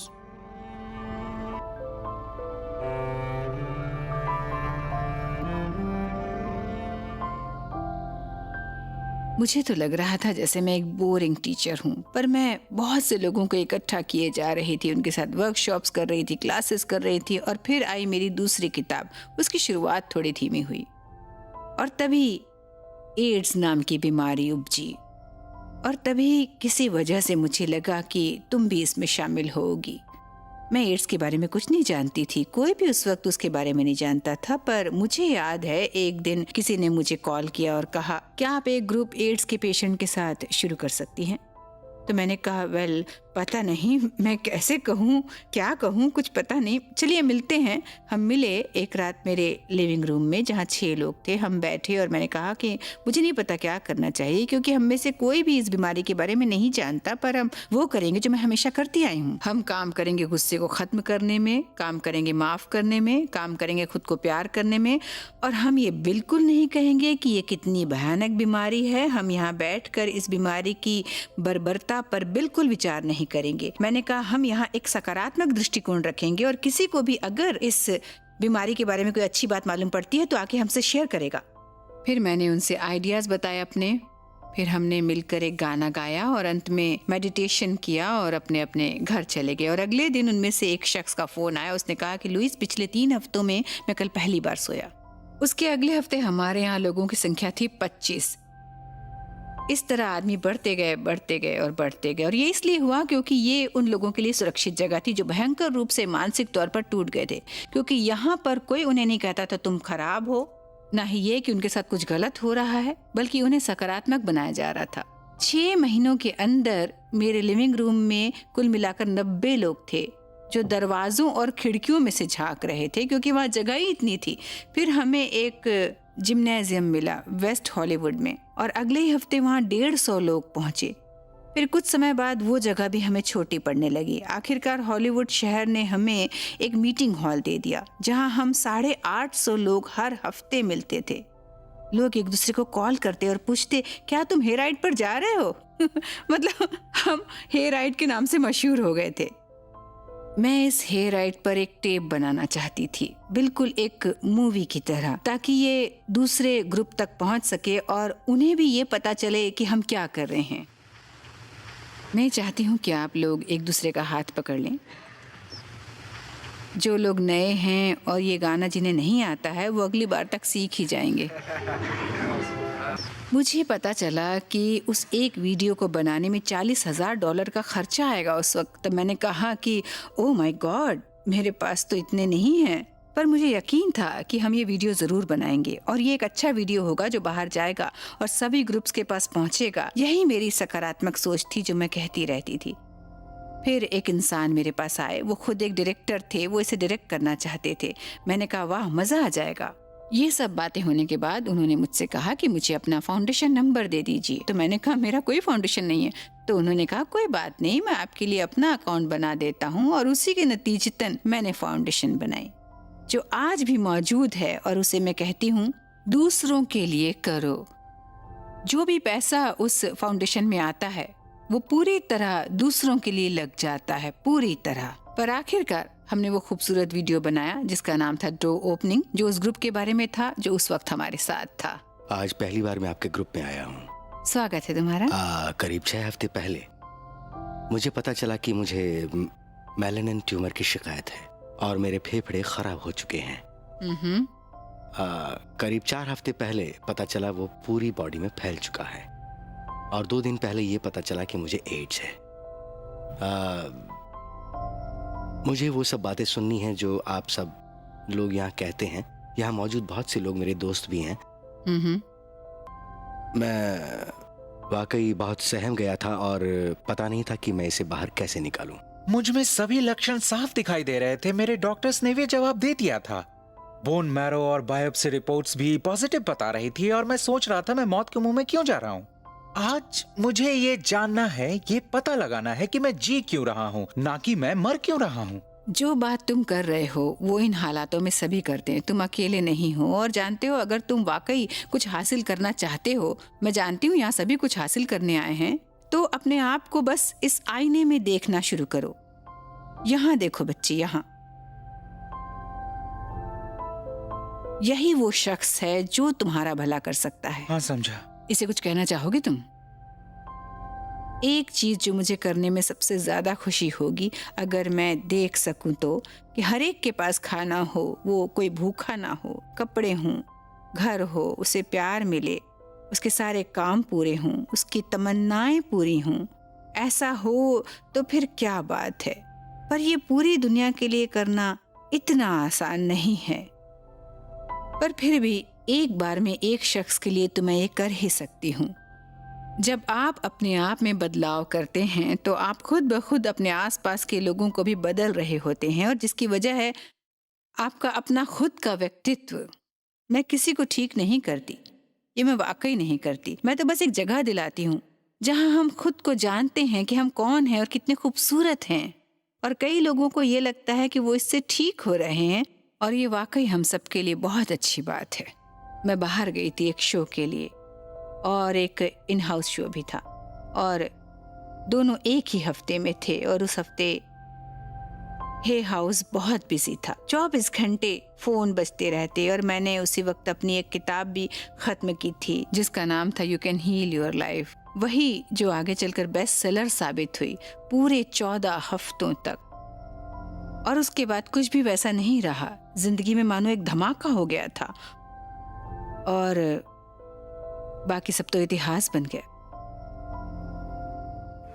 लुइस पथ प्रदर्शक हैं, वो एक मार्गदर्शक हैं, वो नेता हैं अपने विचारों की, जिसमें उन्होंने बताया आपकी चेतना ही सत्य को बनाती है, चेतना ही सत्य है। चेतना कोई भी आपकी हवा की बातें नहीं है, चेतना ही आपका मूल है सभी फिजिक्स के लॉज का। उन्होंने कहा कि अपने आसपास के लोगों को दुआ देकर आप खुद की सफलता पाते हैं। ये बहुत गहरी बात है, क्योंकि आप जब खुद को प्यार करते हैं आप दूसरों को भी करते हैं। और एक बात इसको सार्थक सिद्ध करती है कि हमारे बाहर हर चीज जो है वो हमारे अंदर मौजूद है। हमारी भावनाओं के कण सिर्फ हमारे शरीर के अंदर ही नहीं घूमते रहते हैं, उनकी तरंगे हम सबको आपस में जोड़ती हैं।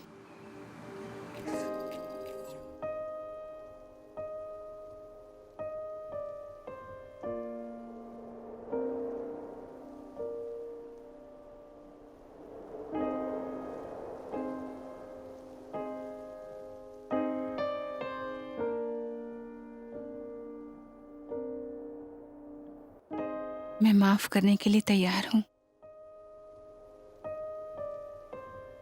खुद को और दूसरों को माफ करने से मैं अपने अतीत को पीछे छोड़ सकती हूँ। माफी तकरीबन हर मुश्किल का हल है।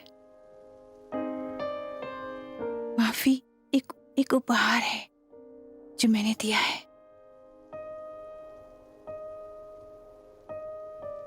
माफ करके मैंने अपने आप को आजाद किया।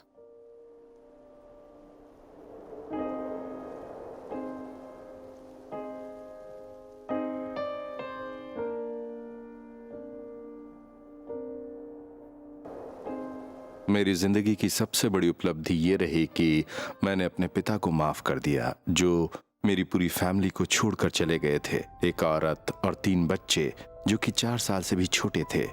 जब मैं मेडिटेट करता हूँ तो उनके लिए दुआ मांगता हूँ, उनका शुक्रिया अदा करता हूँ इस दुनिया में लाने के लिए और मुझे ये सबसे जरूरी सबक सिखाने के लिए जो मुझे सीखना ही था कि माफ कैसे किया जाता है। मार्क ट्वेन ने बहुत खूब कहा है, माफी वो खुशबू है जो एक फूल उन्हीं हाथों में छोड़ जाता है जिन्होंने उसे तोड़ा होता है। और मैं ये कभी नहीं भूलता। मैं इस चैतन्य माफी को बड़ी कमाल की चीज कहूंगा, क्योंकि इसमें एक व्यक्ति पूरी चेतना से किसी को माफ करने की सोचता है, अपनी उन सभी भावनाओं का खुद को जिम्मेदार मानकर।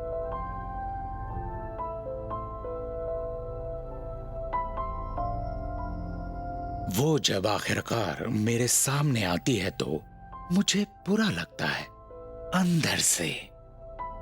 ऐसा नहीं कि आप कुछ गलत कर रहे हैं, वही आपको चैतन्य माफी करने की शक्ति देती है। जब एक इंसान अपने अंदर हो रही उथल पुथल की जिम्मेदारी खुद ले ले, वहीं वो चिन्ह जो दिखाते हैं कि वो अपनी उस अंतरंग स्वयं से जुड़ा है, वो उस शक्ति से जुड़ा है जिसने उसे बनाया है। अगर आप थोड़ा कम अच्छा महसूस कर रहे हैं तो सबसे अच्छी बात है कि आप पता लगाइए कि वो कौन है, क्या है, और एक नोटबुक ले लीजिए, उसमें उस व्यक्ति का नाम लिखिए या उस स्थिति को लिखिए और कहिए वो क्या है जो मैं तुम्हारे बारे में सोच रहा हूँ और अपने बहाने ढूंढ रहा हूँ, अपने आप को वो ना बने रहने देने की जो असल में मैं हूँ।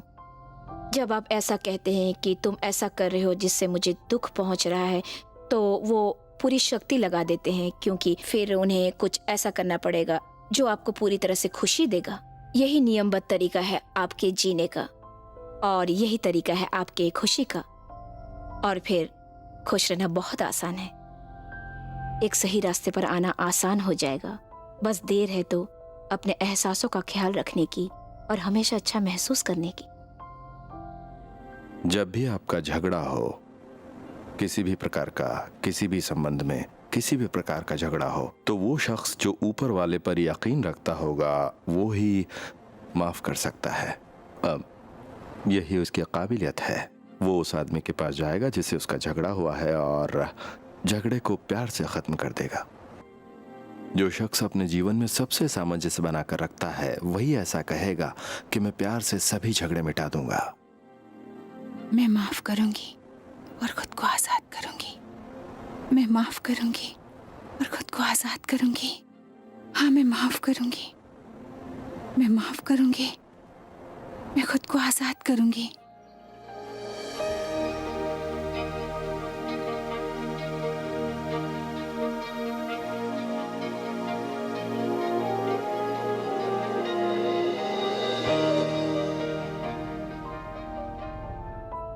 शुरुआती दिनों में जब मैं लोगों के साथ काम करती थी तो मैं उनकी ये परेशानी दूर करती, वो दूर करती, तुम ये करोगे तो ये फायदा होगा, वो करोगे तो वो होगा, हम उस पर काम करेंगे, ऐसी बातें। पर एक दिन मैंने ये खोजा जिससे मैं भी दंग रह गई कि अगर मैं उन लोगों की मदद करूं, उन्हें खुद से प्यार करने के लिए, खुद को जैसे हैं वैसा अपनाने के लिए, तो हमें उनकी परेशानियों पर काम करने की जरूरत ही नहीं होगी। ये अपने आप में एक जादू जैसा होगा, क्योंकि हर चीज खुद ब खुद हो जाएगी जो पहले कभी हो ही नहीं सकती थी। जैसे ही मुझे वो किताब मिली मैंने वो पढ़नी शुरू कर दी, और उनका पूरा जोर इस बात पर नहीं था कि परेशानी से कैसे निपटें, बल्कि खुद से कैसे निपटें, कैसे अपने आप को अपने आप से प्यार करें। मैंने वो सभी एक्सरसाइज की जो उन्होंने लिखी थी, वो सभी सकारात्मक सोच अपनाई, और मैंने महसूस किया कि पिछले 43 सालों में मैंने अपने आप को प्यार करना नहीं सीखा था, वो किया। मैं अक्सर कई लोगों को एक बात पूछती हूँ, तुम्हारे साथ परेशानी क्या है? तुमने ऐसा क्या किया है जो इतना खतरनाक है कि तुम उसे खुद को बोल नहीं सकते? और मुझे कभी कभी कोई जवाब नहीं मिलता कि मैं संतुष्ट हो पाऊँ। कई बार लोग ऐसा कहते हैं कि मैं बहुत मोटा हूँ, तो मैं कहती तो क्या हुआ? मैं बहुत आत्मसंकोची प्रवृत्ति की थी, कुछ वैसी ही जैसी अक्सर औरतें होती हैं कि उससे कोई फर्क नहीं पड़ता कि लोग तुम्हारी सुंदरता के बारे में क्या कहें। मायने रखता है जब हम आईने में देखते हैं हम कैसे लगते हैं। आईने में अपने आप को देखकर मैं अपनी कमी देख सकती थी। कई ऐसी चीजें थी मुझ में जो मैं बदलना चाहती थी। जब हम खुद को प्यार करने की बात करते हैं तो कई लोग समझते हैं थोड़ा दिखावा होना चाहिए, पर ऐसा कुछ नहीं है। इससे इसका कोई लेना देना नहीं। जब आप आईने में देखते हैं, सामान्य तरीके से खुद को आईने में देखिए और नजर मिलाकर कहिए कि मैं तुम्हें प्यार करती हूँ, मैं तुम्हें बहुत प्यार करती हूँ। और अगर अपना नाम लें तो और मदद मिलेगी, जैसे लुइस, मैं तुम्हें प्यार करती हूँ, बहुत प्यार करती हूँ। इससे आपके अंदर बैठा हुआ बच्चा बाहर आता है जो कई सालों से छुपा बैठा था, और वो एक गेट या दरवाजा या कुछ भी आप कहें उसे तोड़ता है, और उसी से मानो एक छोटा सा चमत्कार हो जाता है और कई अच्छी छोटी छोटी चीजें होनी शुरू होती हैं। मैंने वो सभी चीजें की जो उन्होंने मुझे बताई, 3 महीने के अंदर मेरा कैंसर चला गया।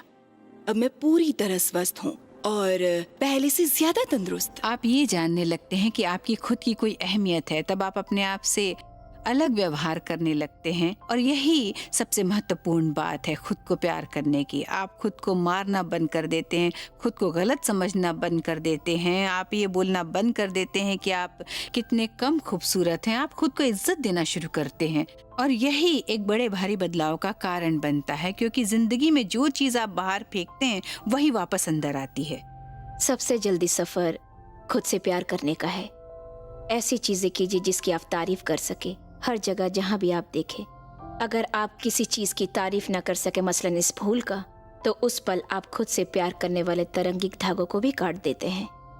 अगर आप एक बच्चे के चेहरे पर कुछ तारीफ करने लायक पाते हैं या अपने दोस्त की खूबसूरती पर, और जैसे ही आप तारीफ की चीजें पाएंगे तो उस तारीफ की तरंगे और प्यार की तरंगे मिलकर एक तरंग बन जाएगी। मैं खुद से प्यार करती हूँ।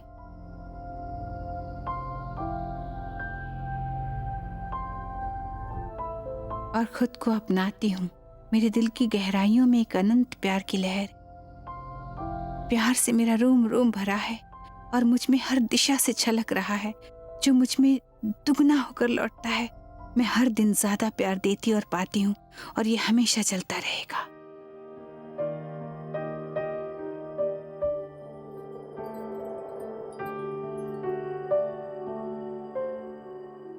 मैं खुद से प्यार करती हूँ, तभी अपने शरीर का ध्यान रख पाऊंगी। मैं खुद से प्यार करती हूँ, तभी तो अपने आप को एक आरामदायक घर दिला पाऊंगी। मैं खुद से प्यार करती हूँ, तभी तो मैं नौकरी करती हूँ और हमेशा करती रहूंगी। मैं खुद से प्यार करती हूँ, तभी तो मेरी सोच और मेरा नजरिया दूसरों के लिए भी वैसा ही है। मैं खुद से प्यार करती हूँ, तभी तो मैंने माफ कर दिया और अपने अतीत को जाने दिया। मैं खुद से प्यार करती हूँ, तभी तो मैं आज में जीती हूँ। हर पल की खूबसूरती का एहसास कर रही हूँ, ये जानते हुए कि मेरा भविष्य उज्जवल है, खुशनुमा है, सुरक्षित है। मैं इस ब्रह्मांड की बहुत ही प्यारी संतान हूँ। ये ब्रह्मांड मेरी देखभाल करता है, हमेशा हमेशा के लिए।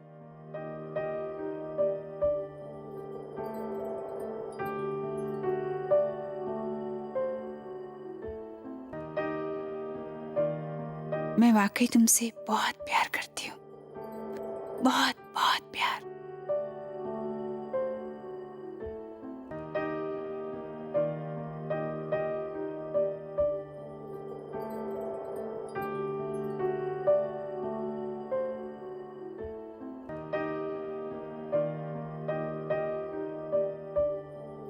बदलाव के रास्ते पर ताउम्र चलना होता है।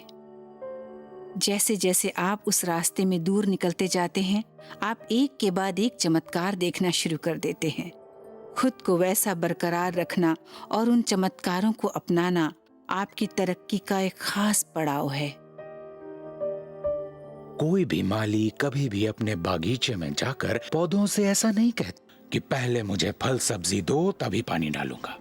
तो ऐसे से काम नहीं बनता है।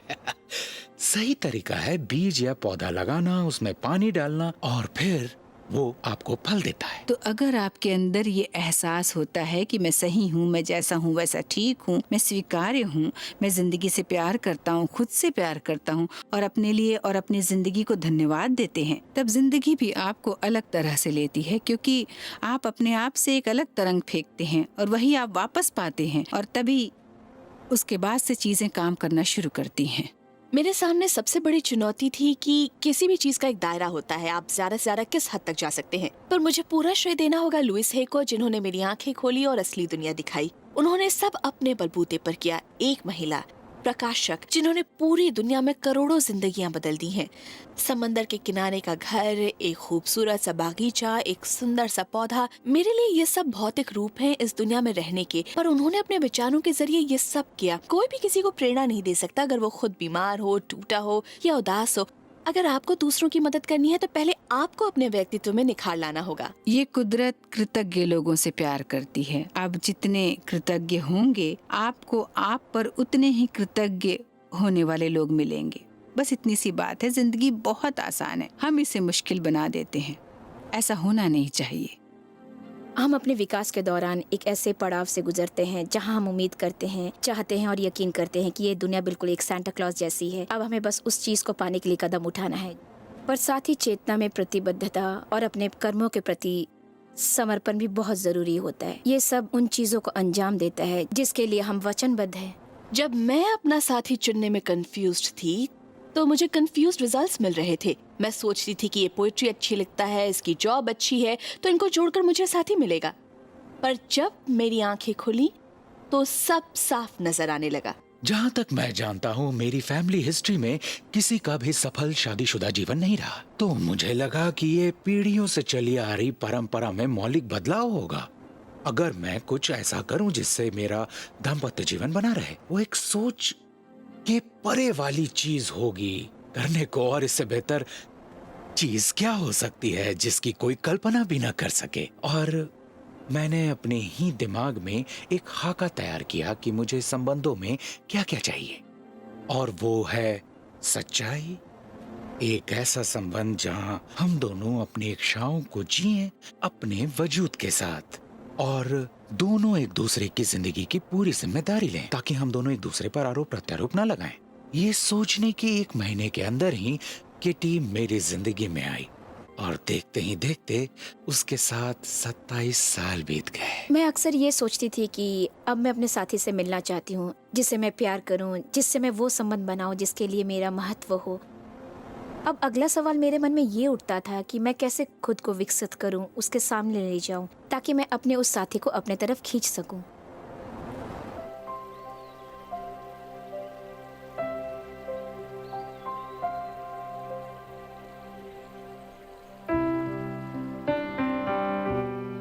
मेरे सभी संबंध एक जैसे ही हैं।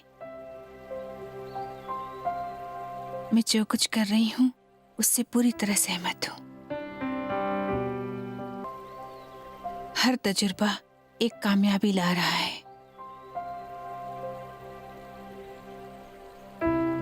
मुझे सब अच्छा मिलेगा, मैं जान गई हूँ। जो मेरा मन कहता है मैं उसे प्यार से सुनती हूँ। मैं तंदुरुस्त हूँ, अपने आप में पूर्ण हूँ। मैं अपनी जिंदगी की सारी अच्छाइयों के लिए कुदरत की कृतज्ञ हूँ। हर दिन एक नया तोहफा लेकर खड़ा है।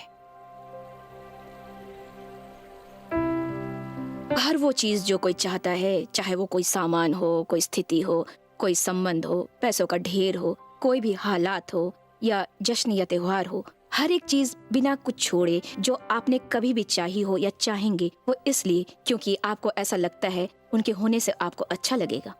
तो अगर आप अपना मूल मंत्र इसी को रखें तो आप बहुत अच्छा महसूस करेंगे। आप अपने आप ही अपने सफर के मुश्किलों को हमेशा हमेशा के लिए दूर कर पाएंगे। मेरे लिए तो ये इस तरह काम करता है।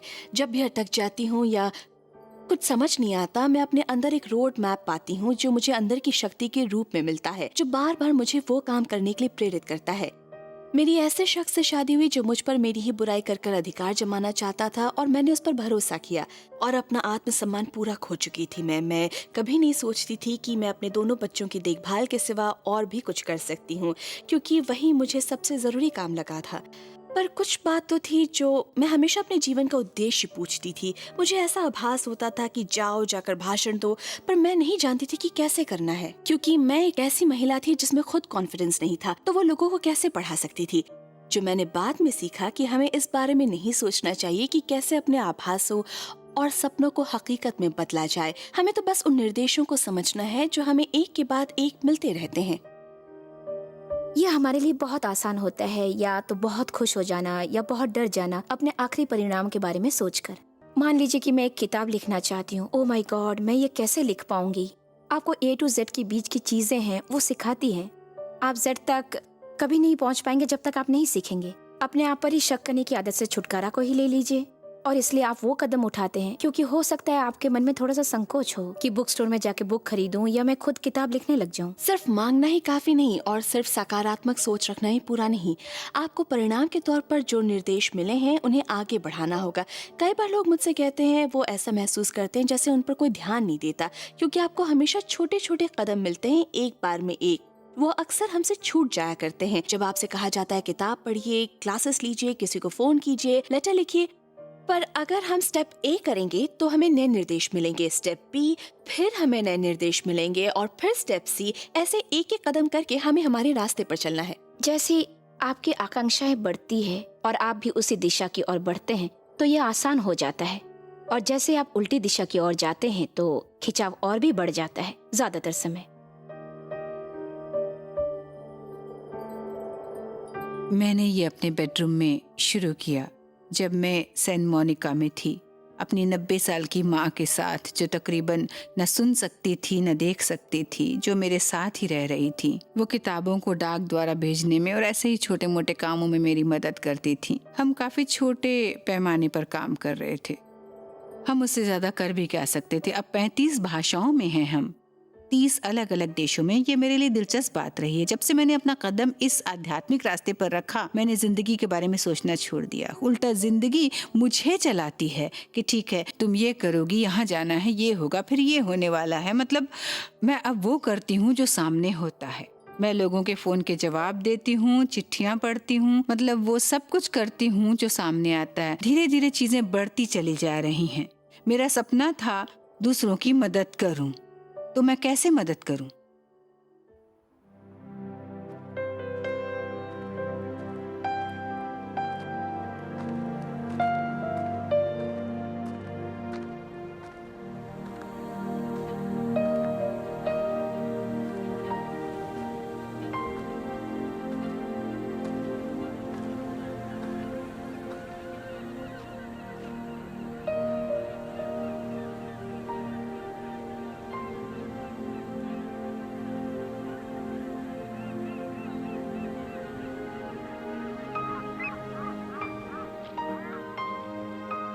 ये मेरी जिंदगी है, वाकई यही मेरी जिंदगी है। मेरे हिसाब से उस पल में आप उन चीजों को जाने देते हैं जिसे हम मानते हैं कि हमारे लिए जीवन में ये जरा भी मददगार नहीं है, या फिर वो एक बाधा है हमारी जिंदगी में अच्छी चीजें होने के लिए, और उन्हें एक के बाद एक करके छोड़ देते हैं कि मुझे इन पर भरोसा नहीं है। और क्या मुझे लग रहा है कि भरोसा करना है? दोनों में से सही चुनाव करना चाहिए। ये ऐसा लगता है जैसे खुद को सौंपने में लगता है और आपको अपने परिणाम से इतना लगाव हो जाता है कि आप रोक ही नहीं पाते, और आप महसूस करते हैं गहरे एहसास का कि अगर कोई भी मुश्किल आ जाए, कैसी भी मुश्किल आ जाए, मेरे पास वो सब कुछ है कि मैं इस स्थिति को संभाल लूंगी।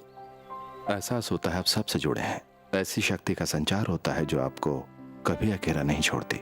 हम कई बहुत सारे अलग नाम दे सकते हैं, पर सच तो ये है कि हम अपनी जिंदगी में उसे कई बेहतर तरीके से जीते हैं जैसा पहले जी रहे थे। और मुझे लगता है कि वहीं से आप ठीक होना शुरू हो जाते हैं जब आप समझते हैं और इस शक्ति को अपनी जिंदगी में कबूलते हैं। आप अपने लक्ष्य को भ्रमित नहीं कर सकते हैं ना, होने को कोई नहीं टाल सकता, और इस ब्रह्मांड में हर चीज आपके लिए एक रास्ता ही दिखाती आ रही।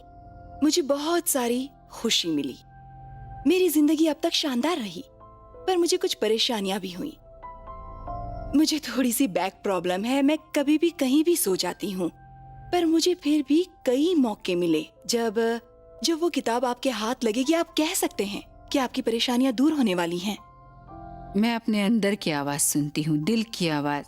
हाँ, ये एक एहसास है, मेरा सहज ज्ञान, आपका सहज ज्ञान, जो या तो आपको सही लगेगा या नहीं लगेगा। मैं अपने दिल की आवाज सुनती हूँ।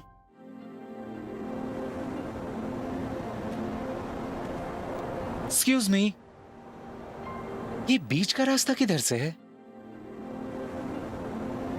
आप यहाँ से पीछे मुड़िए और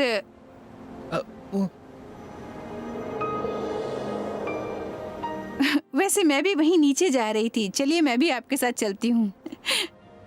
क्यों नहीं?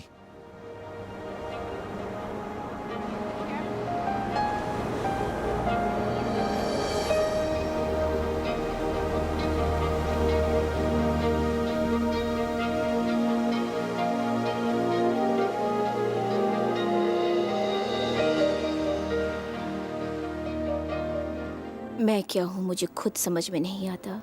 मैं कभी कुछ अच्छा नहीं कर पाऊंगी।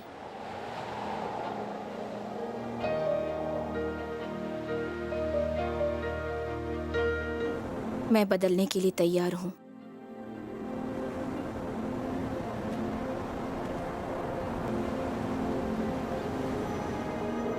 आप जो सोचते हैं और आप जो मानते हैं वही आपके लिए सच साबित होगा।